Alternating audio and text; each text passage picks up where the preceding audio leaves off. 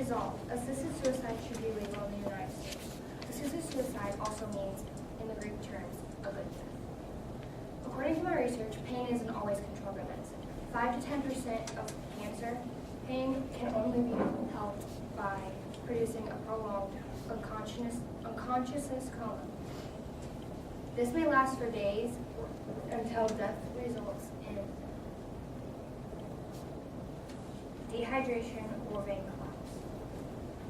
Euthanasia eases needless pain and suffering, and the person doesn't have to wait days on end to die. In a report I found during my research in a British medical journal, euthanasia patients' family members were left with both lower grief and stress levels and little to no difference in well-being or depression in the well-being or depression scale. Euthanasia helps reduce stress and depression on families. While doing research, I found that if you're an adult and a resident of Washington State and you have been suffering from a terminally ill disease and you request and have written a request to end your life, you can die in a humane and dignified manner. If euthanasia helps ease suffering, reduce stress on families, and is more humane than committing suicide, then why isn't it legal? My opponent says only 5% of cancer can be treated, but I disagree because based on my research, 95% of cancer pain is controllable with medicine, and the remaining 5% can be reduced to a tolerable level. Therefore, euthanasia is not the right way.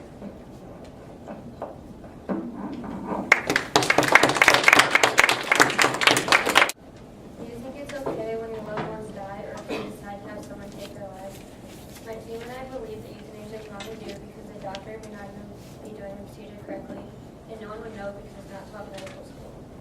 Also, some doctors aren't comfortable performing this treatment, and the patients aren't in the right state of mind. They could be depressed.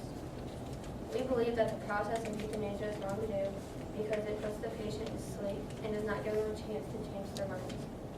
Based on my research and Dr. Jack Kevorkian on 60 Minutes, he discussed his process for assisting suicide. The first thing he does is inject Secondon in the patient, which puts them to sleep. After the first injection, the patient cannot back out. The second step he does is inject some muscle relaxant, which stops the breathing of the patient. They are still alive, just unconscious. The final step Dr. Kevorkian does is he injects potassium chloride to stop the heart, which will put them to sleep eternally. Dr. Kevorkian states the patient is now unconscious within the first injection, so a patient cannot alter his decision. Doctors have too many hesitations about performing euthanasia. Doctors have an oath called the Hippocratic Oath, which states do no harm. That means they're supposed to do everything they can to keep the patient alive. According to Sharon Kirky, a reporter for Post-Media News, had a poll taken by doctors. Studies show that 23% of doctors said they were not sure how they would respond to requested euthanasia, and others have no comment. Some people may say it's their job to do the procedure even if they do not wish to do so. If patients are allowed to say no to treatment, why can't doctors say no to something that would make them feel uncomfortable? In the poll, many doctors performing this procedure are not comfortable. Most patients are not in the right state of mind to be making life and death decisions, and may end up regretting being euthanized. My grandfather was severely ill and had gotten depressed. He could have had the option to be euthanized but chose morphine instead. By making this decision, he lived a longer and happy life with his friends and family, never regretting it. When a kid gets mad, they act out negatively. But once they calm down, they regret their choices they have made. It's the same way for suffering patients. They get depressed and jump to the thought of ending it all, but in the end, they don't get a chance to regret it. Until there is no other pain relievers, I believe euthanasia should stay illegal. If doctors don't practice euthanasia and don't feel comfortable performing it, why should we trust it's a non-painful death? People just want the easy way out, but do not get the chance to regret it. Think about your ethics. Wouldn't that be considered murder?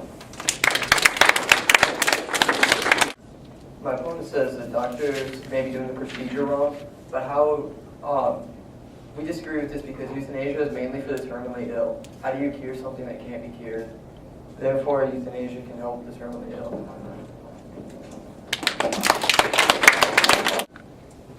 My teammates and I have agreed that euthanasia should be legal in the U.S. Yes, euthanasia is giving a patient a drug of some sort to die, and you may call it murder. But there are plenty of reasons why it should be legal. As what my teammates have said, euthanasia does ease suffering, it does help families stress less, and it is also more humane than committing suicide. A couple states have looked at these claims and have legalized euthanasia. These states are Oregon, Washington, Montana, and Vermont.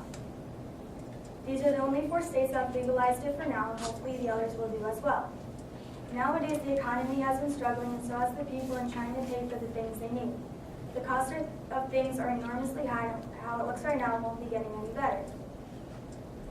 Another argument that really affects people today and views on euthanasia is the cost of money put into trying to save somebody's life.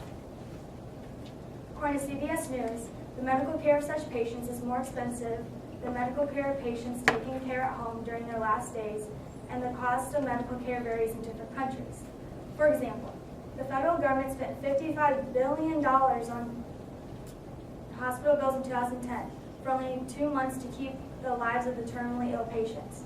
First of all, the government is spending way too much money on machines for the terminally ill patients who will only be living for a couple more weeks or months.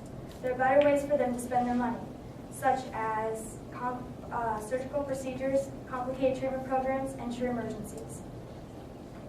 Like I said, research and machines are very expensive. Now, based on my research, under any new system of healthcare delivery, as at present, it will be far less costly to give a lethal injection than to cure. If there was euthanasia around, families wouldn't have to stress having to pay and keep up with the bills. As reported by a newspaper in Canada, around $50 billion is spent each year in the U.S. on wasted tests and treatments for persons in their final 3 months of life. Compare the cost of thousands to billions of dollars for treatments to euthanasia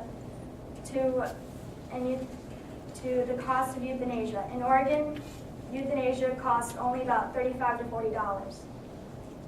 We hope sometime in the near future euthanasia will be legalized in all 50 states. Until then, I strongly hope that doctors and others will look into the benefits that euthanasia has. Look at it this way. If it's okay and legal for our pets and animals that are suffering to be put down by euthanasia, shouldn't our loved ones and humans that are suffering be put down by euthanasia too? My opponent says that assisted suicide is a good death, but we disagree. My teammates and I have watched a video on 60 minutes of euthanasia being performed by Jack Kevorkian. There are 3 steps to this process. Within the first step, the patient is put unconscious, so they don't get the chance to back out of the decision being made. Therefore, we believe euthanization is not a good way to pass if you don't get the choice to have a second opinion. My teammates and I have said that committing euthanasia is inhumane. The process for euthanizing patients has never been practiced in medical school. It is not fair to the patients or the families. Most patients are not in the right mental state to make these life and death decisions by themselves. If they've changed their mind within the last injection, they are unable to make that choice because of the way doctors have chosen to perform the suicide. I would also like to point out that we believe there are other ways to reduce pain than to take the life of a patient looking for an easy way out. According to Dr. Richard Hillier, doctors have gotten the wrong solution. The answer isn't to go around killing a patient, but the answer is to get involved in effective pain release. Basically what he is saying is there are other ways to reduce pain and patients shouldn't jump to the conclusion of suicide. 2 ways that we have researched about effective pain release are acupuncture and the drug morphine. As stated by healthonpoint.com, acupuncture decreases the way you feel to pain. In a study, most patients treated have been able to lower the pain relief drug to a minimum or even stop taking them altogether. Morphine is a drug prescribed by a doctor, and it decreases the way you feel and react to pain. In a study we came across, 95% of cancer pain is controllable, and the remaining 5% can be reduced to a tolerable pain. Therefore, we believe that until there's no other ways to treat pain, euthanization should stay illegal. The euthanization process does not give patients an option to change their mind. Patients will go to any and all costs to get rid of their pain, even costing them their lives and their loved ones. What they don't realize is that they are in no condition to make this kind of decision by themselves, because all they're thinking about is the easiest way to get rid of the pain. Now let me leave you with this. We're going to get rid of pain for one person, but think about all their pain their loved ones will gain. My opponent says euthanasia is helping people and lowering stress for their loved ones. But I disagree, because helping someone would be talking to them about their problems, not killing them. It also does not help families family's stress levels lowered, because having a family member die causes even more stress. Yes, the family members may not enjoy seeing a family member in pain, but there are other options besides death. Therefore, it makes families and friends stress more. So that the first step of euthanasia is to put them unconscious, but we disagree because before this they have 3 weeks to choose whether or not they really want to. Therefore, they have the time to choose.